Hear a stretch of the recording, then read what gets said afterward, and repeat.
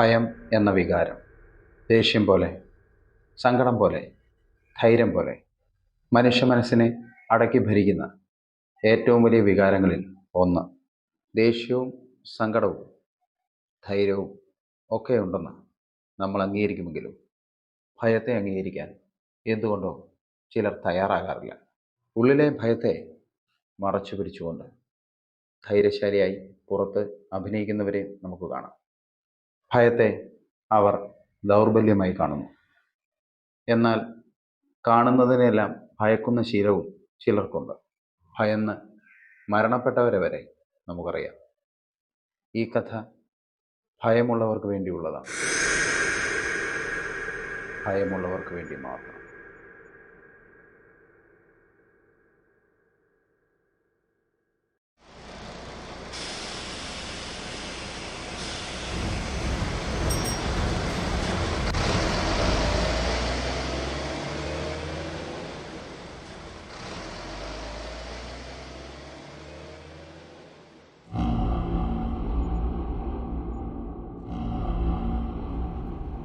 കയറ്റം കയറി ബസ് മുന്നോട്ട് പോവുകയാണ്.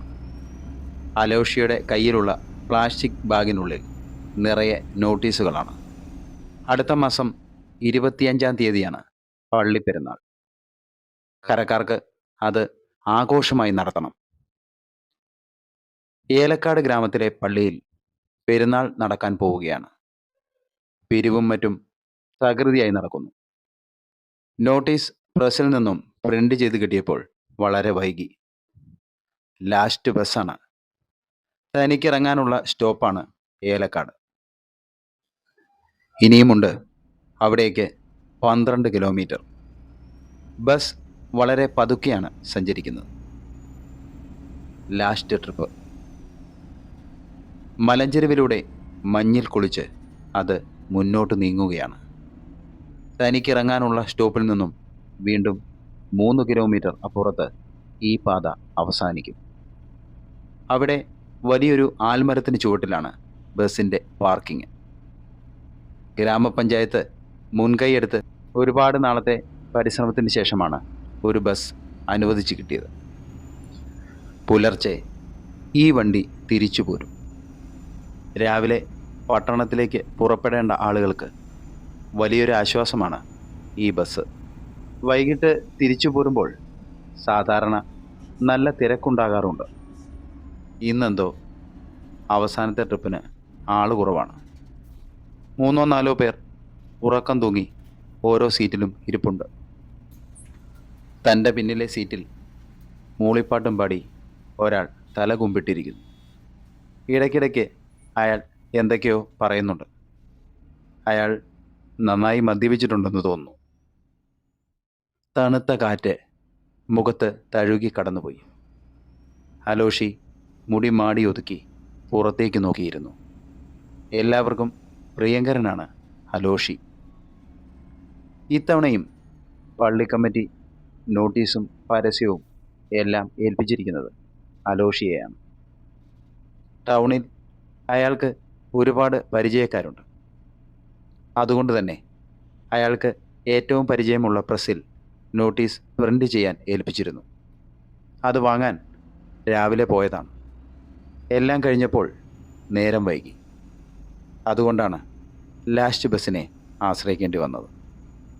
സാധാരണ ഈ ബസ്സിൽ സീറ്റ് കിട്ടാറില്ല. അത്രയ്ക്ക് തിരക്കുണ്ടാകും. എന്തോ ഭാഗ്യത്തിന് ഇന്ന് അധികം ആൾക്കാരുണ്ടായിരുന്നില്ല. ഇല്ലായിരുന്നെങ്കിൽ ഈ നോട്ടീസും ചുമന്ന് നിൽക്കേണ്ടി വന്നേനെ. നാളെ രാവിലെ പള്ളിയുടെ പെരുന്നാൾ പിരിവ് തുടങ്ങേണ്ടതാണ്. കൂട്ടുകാർ കാത്തു നിൽക്കുന്നുണ്ടാവും. ബസ്സാണെങ്കിൽ ഇഴഞ്ഞു നീങ്ങിയാണ് പോകുന്നത്. സമയം എത്രയായി ചേട്ടാ? പിന്നിൽ നിന്നാണ് ചോദ്യം. അലോഷി തിരിഞ്ഞു നോക്കി. പിന്നിലെ സീറ്റിൽ ഒരു തോർത്തുകൊണ്ട് ചെവി മൂടി കെട്ടിയ ആൾ തലയുയർത്തി വീണ്ടും ചോദിച്ചു. സമയം എത്രയാ സുഹൃത്തെ? 10:30. Okay, thank you. അയാൾ വീണ്ടും തല കുമ്പിട്ടിരുന്നു. മുന്നിലെ സീറ്റിലിരുന്ന ഒരാൾ എഴുന്നേറ്റു. അയാൾക്ക് ഇറങ്ങാനുള്ള സ്ഥലമായിട്ടുണ്ടാകും. വണ്ടി നിർത്തി. ഡോർ തുറന്ന് അയാൾ ഇറങ്ങി. ഡബിൾ ബെൽ മുഴങ്ങി. സുഹൃത്തുക്കളെ, അടുത്ത ബെല്ലോടുകൂടി നാടകം ആരംഭിക്കും. പുറകിൽ നിന്ന് ആ ശബ്ദം കേട്ട് എല്ലാവരും തിരിഞ്ഞു നോക്കി. ഹലോഷി ചിരിയമർത്തി. വണ്ടി വീണ്ടും മുന്നോട്ടുരുണ്ടു. എഴഞ്ഞഴഞ്ഞ് ഇതെപ്പ ചെല്ലുവോ എൻ്റെ തമ്പുരാനെ? മുന്നിൽ നിന്നും കണ്ടക്ടർ വിളിച്ചു പറഞ്ഞു. നല്ല കോടയാ ചേട്ടാ. നല്ല കോടയാണെങ്കിൽ നല്ല വാറ്റ് കിട്ടും.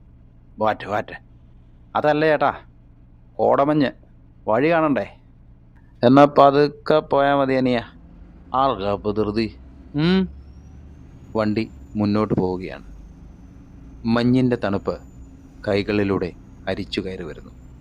ഹലോഷി കൈകൾ കെട്ടി സീറ്റിൽ ചാരിയിരുന്ന് പുറത്തേക്ക് നോക്കിയിരുന്നു. അയ്യോ! പിന്നിൽ നിന്നും വലിയൊരു ശബ്ദം. ബസ് ശക്തമായി കുലുങ്ങി.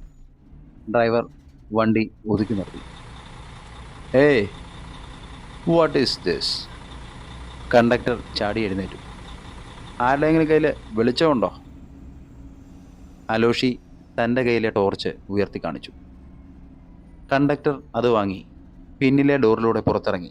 എന്നിട്ട് ബസ്സിനടിയിലേക്ക് ടോർച്ച് തെളിച്ചു. വെടി തീർന്നോ മോനെ ദിനേശ?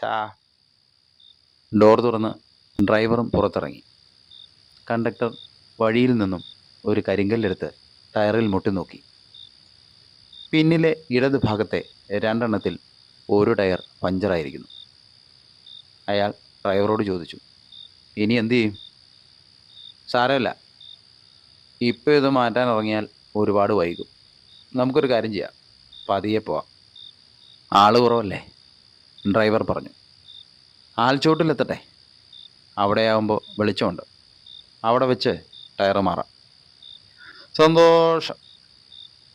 കഴിഞ്ഞ ദിവസം ഹെഡ്ലൈറ്റിൻ്റെ വെടി തീർന്നു, ഇപ്പോൾ ടയർ വെടി തീർന്നു. ഒന്നും മിണ്ടായിരിക്കട്ടാ, അലോഷി അയാളോട് പറഞ്ഞു. അല്ല, ഞാൻ പറയുമായിരുന്നു. അയാൾ ശബ്ദം താഴ്ത്തി. ചേട്ടൻ്റെ പേരെന്നാ? I am Paily. അതെ, താൻ എങ്ങോട്ടാ? എവിടെ ഇറങ്ങേണ്ടത്? ഏലക്കാട്. ആ, പുതിയ റോഡ് പണിത് ആ സ്ഥലത്തല്ലേ? അതെ. ചേട്ടൻ എവിടെ ഇറങ്ങുന്നത്?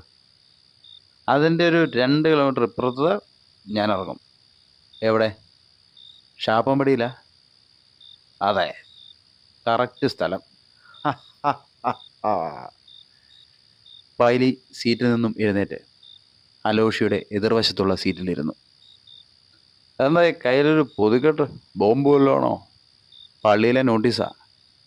ആ, പറഞ്ഞ പോലെ പള്ളിപ്പെരുന്നാളാണല്ലോ അല്ലേ? എന്നാ സംഭവം? അടുത്ത മാസം. എവിടെ അനിയൻ്റെ വീട്?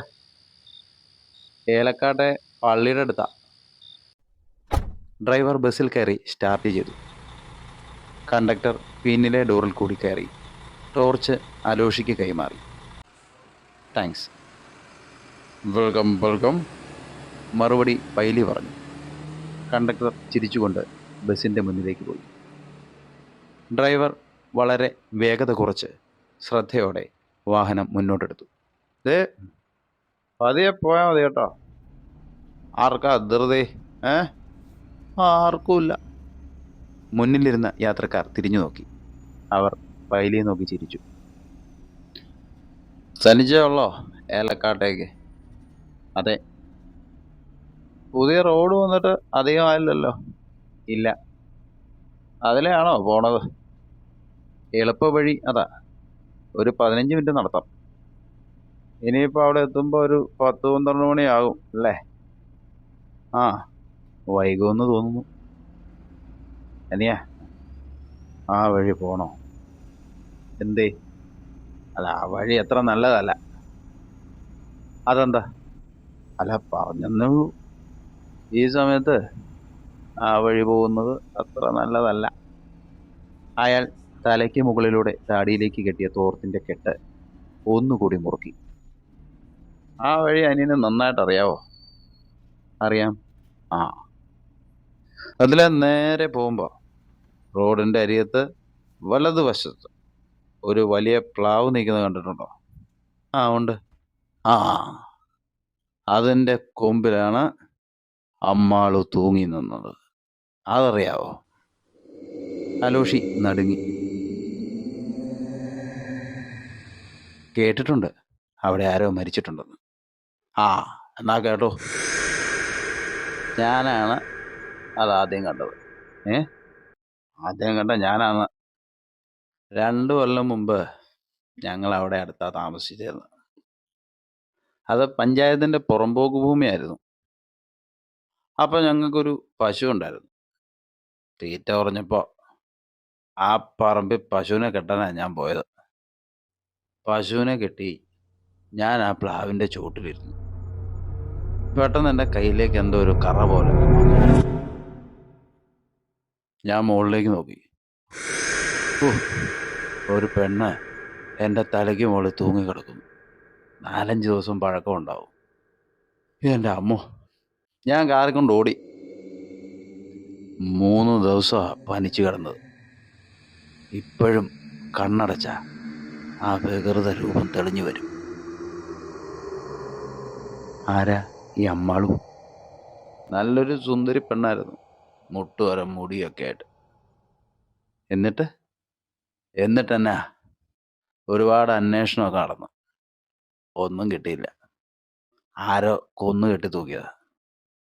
ആദ്യം കണ്ടതുകൊണ്ട് കേസും ബുക്കാറും ഒക്കെ ആയിട്ട് ഞാൻ എൻ്റെ പുറകെ കുറേ നടന്നു. അങ്ങനെ അതിൻ്റെ പേരൊക്കെ കിട്ടിയത്. അന്ന് അതിലൊരു മനുഷ്യൻ പോകാറില്ലായിരുന്നു. അന്ന് അതൊരു കാട് പിടിച്ച സ്ഥലമായിരുന്നു. ഇപ്പോ വഴി തെളിഞ്ഞില്ലേ? പുത്തൻ റോഡ് വന്നു.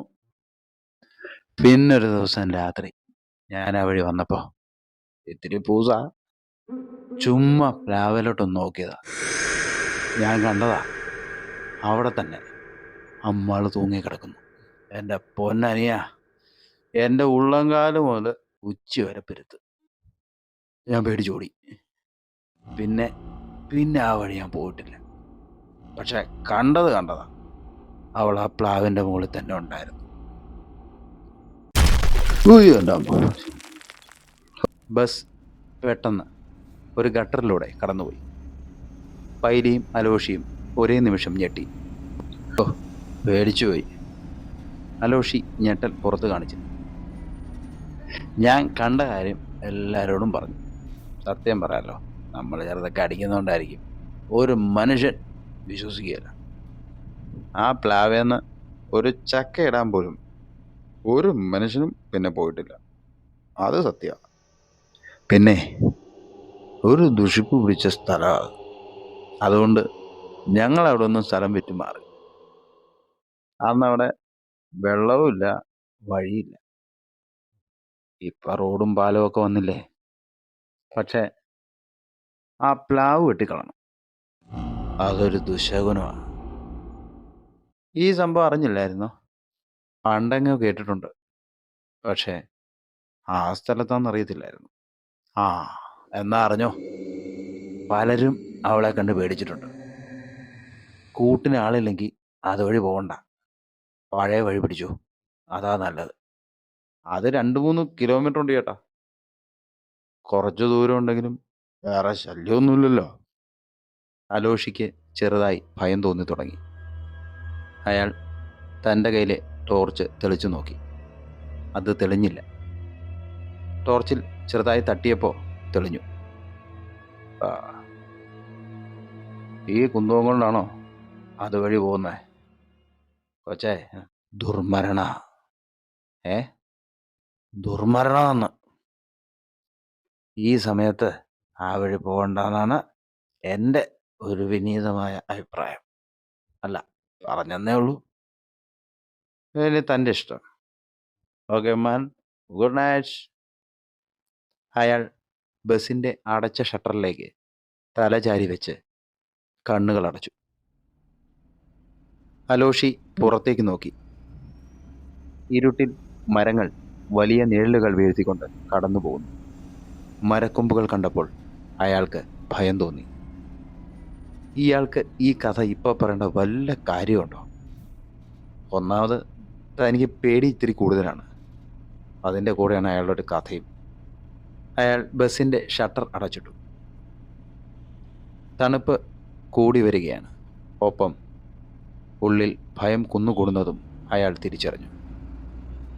5-ാം മൈൽ ഷാപ്പമ്പടി, കണ്ടക്ടർ ഉറക്കെ വിളിച്ചു പറഞ്ഞു. ചേട്ടോ, ഇറങ്ങുന്നില്ലേ? കണ്ണ് തിരുമി തോർത്തിൻ്റെ തുമ്പെടുത്ത് മുഖം തുടച്ച് ആടിയാടി പൈലി എഴുന്നേറ്റ് നിന്നു. അലോഷി അയാളെ ശ്രദ്ധിക്കാതെ കണ്ണുകളടച്ച് സീറ്റിൽ ചാരിയിരുന്നു. അപ്പോൾ എല്ലാവരോടും ഗുഡ് നൈറ്റ്. ശരി ശരി, ഇറങ്ങ. ഇറങ്ങുമല്ലേ? ഉറക്കം നടിച്ചിരിക്കുന്ന അലോഷിയുടെ തോളിൽ തട്ടി അയാൾ വിളിച്ചു. അനിയ, പൈലിച്ചേട്ടൻ ഇറങ്ങും കേട്ടോ. ഇനി പറഞ്ഞില്ല എന്ന് പറയരുത്. ഓക്കെ? പിന്നെ പറഞ്ഞത് മറക്കണ്ട. കൊന്ത എടുത്തരില്ലേ? ഉണ്ട്. എന്നാ പേടിക്കണ്ട. ചേട്ടാ ഇറങ്ങ, ഒത്തിരി ദൂരം ഇനി പോകാനുള്ളതാ. Okay, bye. പൈലി ഡോർ തുറന്ന് പുറത്തിറങ്ങി. റൈറ്റ്, പോട്ടെ. അലോഷി തിരിഞ്ഞു നോക്കി. ബസ്സിൻ്റെ പിന്നിലെ ഗ്ലാസ്സിലൂടെ തലയിൽ തോർത്ത് കെട്ടി പൈലിയുടെ രൂപം ഇരുട്ടിലേക്ക് ആടിയാടി നടന്നു പോകുന്നത് അയാൾ കണ്ടു. ബസ് വീണ്ടും മുന്നോട്ട് നീങ്ങി. ഡ്രൈവറും കണ്ടക്ടറും വീണ്ടും എന്തൊക്കെയോ സംസാരിച്ചുകൊണ്ടിരിക്കുകയാണ്. വണ്ടിയിൽ അവശേഷിച്ചിരിക്കുന്ന 2 പേർ നല്ല ഉറക്കത്തിലാണെന്ന് തോന്നുന്നു. അവസാന സ്റ്റോപ്പിലേക്കുള്ളവരായിരിക്കും. അലോഷി മെല്ലെ കഴുത്തിലെ കുരിശ് രൂപത്തിൽ തപ്പിപ്പിടിച്ചു. പൈലി പറഞ്ഞ കാര്യങ്ങൾ അയാളെ അസ്വസ്ഥനാക്കിക്കൊണ്ടിരുന്നു. എൻ്റെ ദൈവമേ, ഏലക്കാട്ടിൽ ഇറങ്ങുമ്പോൾ അവിടെ ഇറങ്ങാൻ ഈ കൂട്ടത്തിൽ ഒരാളെങ്കിലും ഉണ്ടായിരിക്കണേ. അല്ലെങ്കിൽ തന്നെ കാത്ത് ആരെങ്കിലും സ്റ്റോപ്പിലുണ്ടായിരിക്കണേ. ഉള്ളിലെ ഭയം കൂടി വന്നു. അയാൾ വാച്ചിൽ നോക്കി. 11:30 കഴിഞ്ഞിരിക്കുന്നു. എൻ്റെ ദൈവമേ. കൊന്തയിലെ കുരിശിൽ അമർത്തിപ്പിടിച്ച് അലോഷി കണ്ണുകളടച്ച് പ്രാർത്ഥിച്ചു. ഇരുട്ടിൽ പ്രകാശത്തിൻ്റെ വഴി തെളിച്ചുകൊണ്ട് ബസ് മുന്നോട്ട് സഞ്ചരിച്ചു കൊണ്ടിരുന്നു. അലോഷി തിരിഞ്ഞു നോക്കി. ബസ് കടന്നു പോകുന്ന വഴിയെ ഇരുട്ട് വിഴുങ്ങുന്നത് ഭീതിയോടെ ഗ്ലാസ്സിലൂടെ അയാൾ നോക്കിയിരുന്നു. പിന്നെ സീറ്റിലേക്ക് ചാരിയിരുന്ന് കണ്ണുകളടച്ചു. ഏലക്കാട്. അയാളെ ഞെട്ടിച്ചുകൊണ്ട് കണ്ടക്ടർ വിളിച്ചു പറഞ്ഞു. നോട്ടീസിൻ്റെ വലിയ കെട്ട് കൈകളിലെടുത്ത് അലോഷി സീറ്റിൻ്റെ അരികിലേക്ക് നീങ്ങിയിരുന്നു. ബസ് സ്റ്റോപ്പിൽ നിന്നു. പതിയെ അയാൾ ബസ് സ്റ്റോപ്പിലേക്ക് ഇറങ്ങി. ഡബിൾ ബെൽ മുഴങ്ങി. ഇരമ്പലോടെ ബസ് മുന്നിലേക്ക് ഉരുണ്ടു. റോഡിലേക്ക് കയറി നിന്ന് അയാൾ ബസ് പോകുന്നത് നോക്കി നിന്നു. പ്രകാശം വിതറിക്കൊണ്ട് അത് ഇരുട്ടിനെ തുളച്ച് അകന്നുപോയി. അയാൾ ചുറ്റും നോക്കി. സ്ട്രീറ്റ് ലൈറ്റുകൾ ഓഫാണ്. പഴയ ഷീറ്റ് കൊണ്ട് നിർമ്മിച്ച വെയിറ്റിംഗ് ഷെഡിൽ തന്നെ കാത്ത് ആരെങ്കിലും ഉണ്ടോ? കയ്യിലെ ടോർച്ച് തെളിച്ച് നോക്കി. ആരുമില്ല. മുന്നിൽ തനിക്ക് പോകാനുള്ള റോഡ് ഇരുട്ട് മൂടിക്കിടക്കുകയാണ്. കണ്ണുകൾ മെല്ലെ ഇരുട്ടുമായി പൊരുത്തപ്പെട്ടു വരുന്നതേയുള്ളൂ. റോഡ് മറികടന്ന് അയാൾ വഴിയിലേക്ക് ടോർച്ച് തെളിച്ചു. അത് തെളിഞ്ഞില്ല. വെപ്രാളത്തോടെ അലോഷി ടോർച്ച് ശക്തിയായി കുലുക്കി. പെട്ടെന്ന് ടോർച്ച് തെളിഞ്ഞു. അയാൾക്ക് ആശ്വാസമായി. ഒരു ദീർഘനിശ്വാസത്തോടെ അയാൾ അതുവഴി നടക്കുവാൻ തുടങ്ങി. ചുറ്റും ചീവീടുകളുടെ ശബ്ദം മാത്രം. താൻ ആദ്യമായാണ് ഈ സമയത്ത് ഒറ്റയ്ക്ക് ഇതുവഴി വരുന്നത്. അല്ലെങ്കിലും 8 മണിക്ക് ശേഷം ഇവിടെ ആരും ഉണ്ടാകാറില്ല. 1-2 ചെറിയ കടകളാണ് ഈ കവലയിലുള്ളത്. അതടയ്ക്കുന്നതോടെ ജനങ്ങൾ അവിടെ നിന്നും പിരിയും. ഇരുട്ട് പണ്ടേ തനിക്ക് പേടിയാണ്. അനിയനും അനിയത്തിയും തൻ്റെ പേടി തിരിച്ചറിഞ്ഞ് ഇപ്പോഴും കളിയാക്കാറുണ്ട്. കയ്യിലെ നോട്ടീസിന് വല്ലാത്ത ഭാരം. അയാൾ പ്ലാസ്റ്റിക് കവർ ഇടം കൈയിലേക്ക് മാറ്റിപ്പിടിച്ചപ്പോൾ വീണ്ടും ടോർച്ച് അണഞ്ഞുപോയി. പെട്ടെന്ന് ചുറ്റും ഇരുട്ട് പരന്നപ്പോൾ അയാൾ ഒരാന്തലോടെ ടോർച്ച് വീണ്ടും ശക്തിയായി തട്ടി. അത് തെളിഞ്ഞുവെങ്കിലും പ്രകാശം നന്നേ കുറവായിരുന്നു. നാശം. വഴിയിൽ ചെറുതായി മഞ്ഞു പെയ്യുന്നുണ്ട്. താൻ നടക്കുന്ന ശബ്ദത്തിൻ്റെ പ്രതിധ്വനി മാത്രമേ അന്തരീക്ഷത്തിലുള്ളൂ. ആ ശബ്ദം ഉള്ളിലെ ഭീതിയെ വർദ്ധിപ്പിച്ചുകൊണ്ടിരുന്നു. പൈലി പറഞ്ഞ കഥയിലെ പ്ലാവ് താൻ നടക്കുന്ന റോഡിൻ്റെ അരികിലാണ്. അങ്ങോട്ടേക്ക് എത്താൻ കുറച്ചു ദൂരം കൂടിയേ ഉള്ളൂ. അയാളുടെ നെഞ്ചിരിപ്പും ഭയവും വർദ്ധിച്ചുകൊണ്ടിരുന്നു. അയാളോട് മിണ്ടണ്ടായിരുന്നു. ഇതൊന്നും അറിഞ്ഞില്ലായിരുന്നെങ്കിൽ തനിക്കിതിലെ സുഖമായിട്ട് പോകാമായിരുന്നു. ഏതു നേരത്താണോ ഈ പണി ഏറ്റെടുക്കാൻ തോന്നുന്നത്? സ്വയം ശപിച്ചുകൊണ്ട് അയാൾ മുന്നോട്ടേക്ക് നടന്നു. തൻ്റെ ഹൃദയമിടിപ്പിൻ്റെ ശബ്ദം തനിക്ക് തന്നെ കേൾക്കാൻ സാധിക്കുന്നു. അത്രയ്ക്ക് നിശബ്ദതയാണ് ചുറ്റും. പൈലി പറഞ്ഞ ആ രൂപം അയാളുടെ മനസ്സിൽ തെളിഞ്ഞു വരാൻ തുടങ്ങി.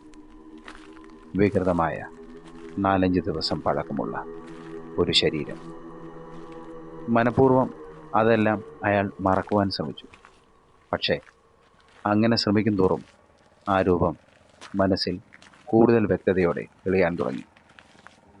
തൻ്റെ പിന്നാലെ ആരോ നടക്കുന്ന ശബ്ദം പോലെ തോന്നുന്നു. അയാൾ നിന്നു. അങ്ങനെ എന്തെങ്കിലുമുണ്ടോ? ധൈര്യം സംഭരിച്ച് അയാൾ ടോർച്ചുമായി തിരിഞ്ഞു നോക്കി. ചുറ്റും ടോർച്ച് തെളിച്ച് പരതി. ആരുമില്ല. ഓ! ആശ്വാസത്തോടെ നെടുവീർപ്പിട്ട് അയാൾ വീണ്ടും മുന്നോട്ട് നടക്കുവാൻ തുടങ്ങി. ദൂരെ മഞ്ഞിൽ കുളിച്ച് മങ്ങിയ വെളിച്ചത്തിൽ ഇടതൂർന്ന ഇലകളുമായി പടർന്നു നിൽക്കുന്ന കൂറ്റൻ പ്ലാവ്.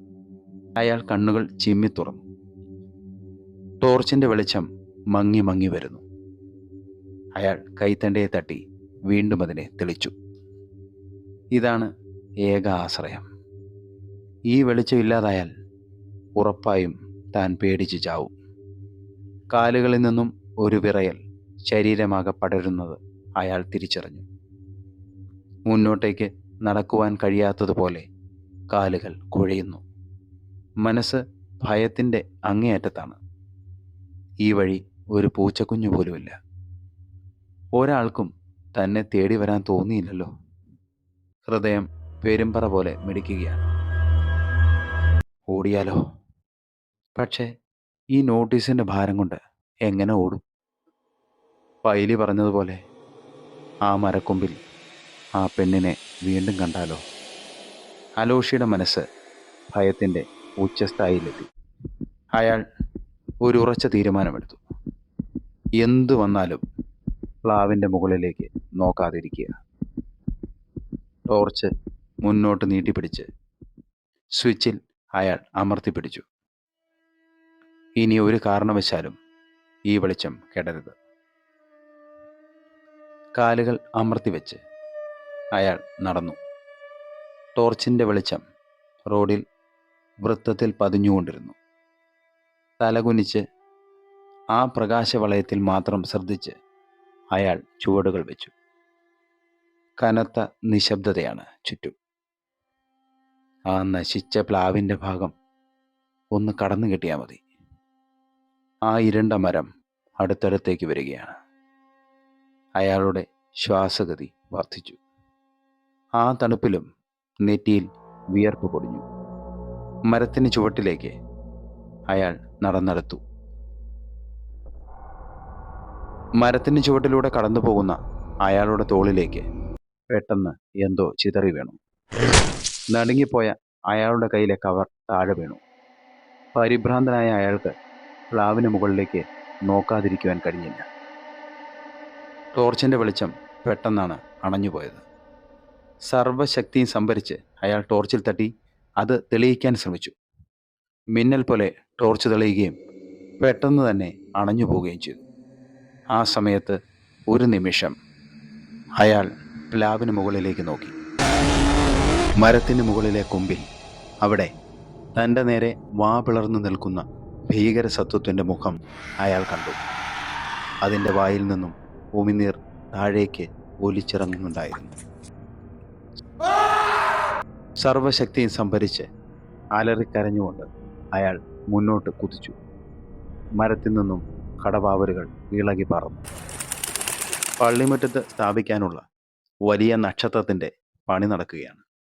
ഇടവകയിലെ വികാരിയച്ഛൻ്റെ നേതൃത്വത്തിൽ 10ഓളം ചെറുപ്പക്കാർ ചേർന്നാണ് അത് നിർമ്മിക്കുന്നത്.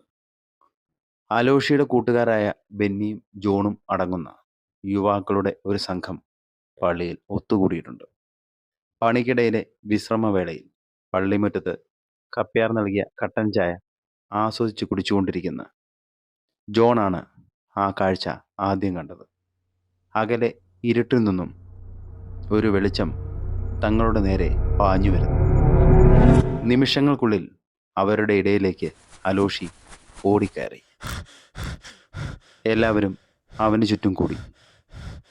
അവന് സംസാരിക്കാൻ കഴിയുമായിരുന്നില്ല, അതുപോലെ കിതയ്ക്കുന്നുണ്ട്. എന്തു പറ്റിയടാ? എല്ലാവരും ചോദിച്ചു. ഓടിത്തളർന്നു വന്ന അലോഷി പള്ളിമുറ്റത്തെ പുൽത്തകടിയിൽ മുട്ടുകുത്തിയിരുന്ന് കിതച്ചു. ഇരുട്ടിലേക്ക് കൈ ചൂണ്ടി അവൻ പറഞ്ഞു, അവിടെ അത്. വികാരിയച്ഛനും കപ്പ്യാരും ഓടിയെത്തി. അച്ഛൻ അവനെ സമാധാനിപ്പിച്ചു. കപ്പ്യാർ അവന് കുടിക്കാൻ വെള്ളം കൊടുത്തു. ഒരു കവിൾ വെള്ളം കുടിച്ചിറക്കിയതിന് ശേഷം അവൻ വിക്കി വിക്കി പറഞ്ഞു, അച്ചോ, അവിടെ അമ്മാളുവിൻ്റെ പ്രേതം ഞാൻ കണ്ടു. വാ നിറയെ പല്ലുകളുള്ളൊരു ഭയങ്കര രൂപം. ഒറ്റ നോട്ടം ഞാൻ കണ്ടു. പ്ലാവിന് മുകളിൽ അതുണ്ട്. ഞാൻ ജീവനും കൊണ്ട് ഓടി വരുക. നോട്ടീസൊക്കെ അവിടെ വീണുപോയി. അവൻ ഭയത്തോടെ ഇരുട്ടിലേക്ക് നോക്കിയിരുന്നു. ഭയന്ന അവൻ്റെ കണ്ണുകൾ പുറത്തേക്ക് തുറച്ചു. വികാരിയച്ഛൻ അവനെ ആശ്വസിപ്പിച്ചു. ഇവൻ വല്ലാതെ ഭയന്നിട്ടുണ്ട്. നീ എന്താ കണ്ടത് അലോഷി? നിനക്ക് തോന്നിയതാവും. ഞാൻ വ്യക്തമായി കണ്ടതാണച്ചോ. അഴുകി പൊളിഞ്ഞൊരു മുഖം. അച്ഛൻ അവനെ പിടിച്ചെഴുന്നേൽപ്പിച്ചു. സാരമില്ല, നമുക്ക് പോയി നോക്കാം. ചുറ്റും കൂടി നിന്ന യുവാക്കളോട് അച്ഛൻ പറഞ്ഞു. അങ്ങനെ ഒരു പ്രേതമുണ്ടെങ്കിൽ നമുക്ക് നോക്കണമല്ലോ. വേണ്ടച്ചോ, ഞാനില്ല. അലോഷി അവരെ തടയാൻ ശ്രമിച്ചു. ഞാനല്ലേ പറഞ്ഞത്, നമുക്ക് ആ പ്രേതത്തെ ഒന്ന് പോയി കാണാം. നിനക്കിനി തോന്നിയാണെങ്കിലോ എൻ്റെ കൂടെ വാ. നീ വാ, നമ്മളെല്ലാവരും കൂടെ പോയി നോക്കാം. മാത്രമല്ല, അച്ചടിച്ച നോട്ടീസ് എടുക്കണ്ടേ? അതെവിടെയാണ് വീണതെന്ന് നിനക്കല്ലേ അറിയൂ. കാപ്പ്യാരെ, വണ്ടിയുടെ ചാവി എടുക്കൂ, ആ ടോർച്ചും. അലോഷി, നീ എൻ്റെ കൂടെ പോരെ. യുവാക്കളെല്ലാം പെട്ടെന്ന് ബൈക്കുകളിൽ കയറി. അച്ഛൻ്റെ കാറിൽ അലോഷിയും കയറി. അവർ പുറപ്പെട്ടു ആ പ്ലാവിൻ്റെ ചുവട്ടിലേക്ക്.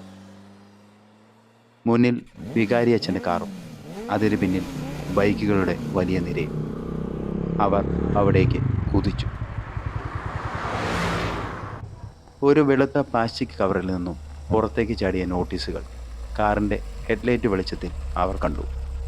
റോഡിൽ ചിതറിക്കിടക്കുന്ന നോട്ടീസിനടുത്ത് കാർ നിർത്തി ടോർച്ചുമെടുത്ത് അച്ഛൻ പുറത്തിറങ്ങി. ബൈക്കുകളുടെ ഹെഡ്ലൈറ്റും കൂടിയായപ്പോൾ അവിടെയെല്ലാം വെളിച്ചം നിറഞ്ഞു. എങ്കിലും ഇലകൾ തിങ്ങിയ പ്ലാവിന് മുകളിൽ വെളിച്ചം എത്തിയിട്ടില്ല. ബൈക്കുകളിൽ നിന്നും എല്ലാവരും താഴെ ഇറങ്ങി. അച്ഛൻ ഡോർ തുറന്നു.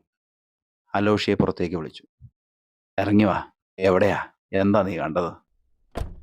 കാറിൻ്റെ പ്രകാശത്തിലേക്ക് കടന്നു വന്ന അച്ഛൻ്റെ കൈത്തണ്ടയിലേക്ക് കൊഴുത്ത ഒരു ദ്രാവകം ഒഴുകി വീണു. അത് കണ്ട് ഭയത്തോടെ അലോഷി പിന്നിലേക്ക് മാറി. അച്ഛൻ പ്ലാവിന് മുകളിലേക്ക് ടോർച്ച് തെളിച്ചു. അടുത്ത നിമിഷം അദ്ദേഹം ഉറക്കെ പൊട്ടിച്ചിരിച്ചു. ചുറ്റും നിന്നും കൂട്ടച്ചിരി ഉയർന്നു. തല കുനിച്ചു നിന്ന അലോഷി അന്തം വിട്ട് മുഖം ഉയർത്തി. നോക്ക്, ദേ നിന്റെ അമ്മാളു. അച്ഛൻ ടോർച്ച് തെളിച്ച ഭാഗത്തേക്ക് അവൻ മടിച്ചു നോക്കി. പ്ലാവിൻ്റെ കൊമ്പിൽ കാക്കയും വവ്വാലും തിന്ന് പകുതിയാക്കിയ ഒരു ചക്കയുടെ അവശിഷ്ടങ്ങൾ വാതുറന്ന ഭീകര രൂപത്തെ പോലെ മരക്കൊമ്പിൽ തൂങ്ങിക്കിടക്കുന്നു. അതിൽ നിന്നും കറ താഴേക്ക് വീഴുന്നുണ്ട്. അലോഷി തലകുനിച്ചു നിന്നു. ചുറ്റും നിന്നവർ പൊട്ടിച്ചിരിക്കുകയാണ്. മതി മതി, അവനെ ആരും കളിയാക്കണ്ട. പാവം, നന്നായിട്ട് പേടിച്ചു. ഇപ്പം നിന്റെ പേടി പോയോ അലോഷി? അലോഷി ആശ്വാസത്തോടെ ചിരിച്ചു. ഇപ്പോൾ മനസ്സിലായോ? ഇതിപ്പോൾ വന്നു നോക്കിയില്ലെങ്കിൽ നിന്റെ ഭയം മാറുകയില്ല.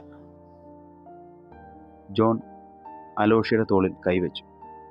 സാരമില്ല, ഇതിപ്പോൾ നോക്കി ബോധ്യപ്പെട്ടത് കൊണ്ടല്ലേ. ഇല്ലെങ്കിൽ ആരാണേലും ഈ ഇരട്ടത്ത് കണ്ടാൽ ഒന്ന് പേടിക്കും. ഞങ്ങളും ഇതൊക്കെ വിശ്വസിക്കുകയും ചെയ്തേനെ. മുകളിലേക്ക് ടോർച്ച് തെളിച്ച് അച്ഛൻ പറഞ്ഞു. എല്ലാവരും നോക്കൂ. അത് ശ്രദ്ധിച്ച് നോക്കിയാൽ ഒരു മനുഷ്യൻ്റെ മുഖം പോലെ തന്നെയില്ലേ? ഒരു പേടി മനസ്സിലുണ്ടെങ്കിൽ ഇത് കണ്ടാൽ ആരാണെങ്കിലും പേടിക്കും. പേടിയുള്ള ആൾ അതിനെ പ്രേതമായി തെറ്റിദ്ധരിച്ചു, അത്രേ ഉള്ളൂ. നമ്മളെല്ലാവരും തനിച്ചാണെങ്കിൽ ഉള്ളിലുള്ള ഭയം ഇരട്ടിക്കും. അമ്മാളു, ഈ പേര് നിനക്ക് എങ്ങനെ കിട്ടി? ജോൺ ചോദിച്ചു.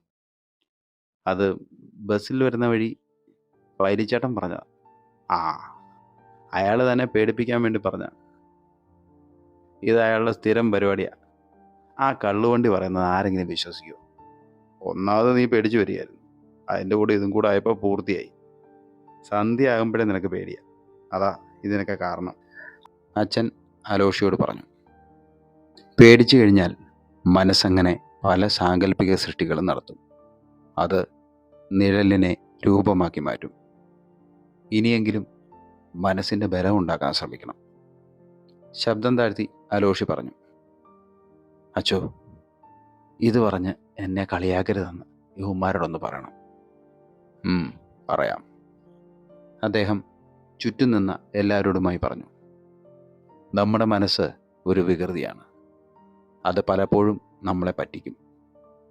അലോഷിയുടെ സ്ഥാനത്ത് നമ്മൾ ആരാണെങ്കിലും ഭയമുണ്ടെങ്കിൽ ഇത് തന്നെ സംഭവിക്കും. നമ്മളിപ്പോൾ എല്ലാവരും ഒന്നിച്ചു നിൽക്കുന്നുണ്ട്. ഒറ്റയ്ക്ക് ഇവിടെ വന്ന് ഇത് നോക്കാൻ ധൈര്യമുള്ള എത്ര പേരുണ്ട് നമ്മുടെ കൂടെ? ആരും മിണ്ടിയില്ല. അത് ശരി, അപ്പോൾ എല്ലാവർക്കും പേടിയുണ്ടല്ലേ? അതുകൊണ്ട് ഇതിൻ്റെ പേരിൽ ആരും അലോഷിയെ കളിയാക്കരുത്. ഇല്ലച്ചോ, ജോൺ പറഞ്ഞു. താഴെ വീണ് കിടന്ന പ്ലാസ്റ്റിക് കവർ ജോൺ കാറിലേക്ക് എടുത്തു വെച്ചു. വാ, ഒരുപാട് ജോലി ബാക്കിയുണ്ട്. അച്ഛൻ കാറിലേക്ക് കയറി. മറുവശത്തു കൂടി അലോഷിയും. ബൈക്കുകൾ സ്റ്റാർട്ടായി. എല്ലാവരും തിരിച്ച് പള്ളിയിലേക്ക് യാത്രയായി. അപ്പോൾ ശരിക്കും പ്രേതമൊന്നുമില്ല അല്ലേ അച്ചോ? എന്തായാലും നീ ഇപ്പോൾ കണ്ടത് പ്രേതമല്ല എന്ന് മനസ്സിലായില്ലേ? നമ്മൾ കേൾക്കുന്ന പല കാര്യങ്ങളിലും ഇതാണ് സംഭവിക്കുന്നത്. കണ്ട കാഴ്ചയെ തിരിച്ചു എന്ന് ഉറപ്പുവരുത്താൻ നമ്മളീ പലരും ശ്രമിക്കാറില്ല. കുഞ്ഞുങ്ങളുടെ മനസ്സിൽ കുത്തിവെക്കപ്പെടുന്നതാണ് ഈ പ്രേത വിചാരം. അത് നിനക്ക് കുറെ കൂടുതലാണ്. ഈ കഥ ഇപ്പോൾ പൈലി പറഞ്ഞില്ലായിരുന്നെങ്കിൽ ഈ സങ്കല്പം നിന്റെ ഉള്ളിൽ ഒരുപക്ഷെ ഉണ്ടാകുമായിരുന്നില്ല. ഒന്ന് മനസ്സിലാക്കുക, ഭയം അത് മനുഷ്യൻ്റെ കൂടപ്പിറപ്പാണ്. അത് സൃഷ്ടിക്കുന്നത് മനസ്സാണ്. അതിന് അപാരമായ സാധ്യതകളുണ്ട്. അച്ഛൻ പറഞ്ഞുകൊണ്ടിരുന്നു. ആശ്വാസത്തോടെ അലോഷി പുഞ്ചിരിച്ചുകൊണ്ട് അത് കേട്ടിരുന്നു.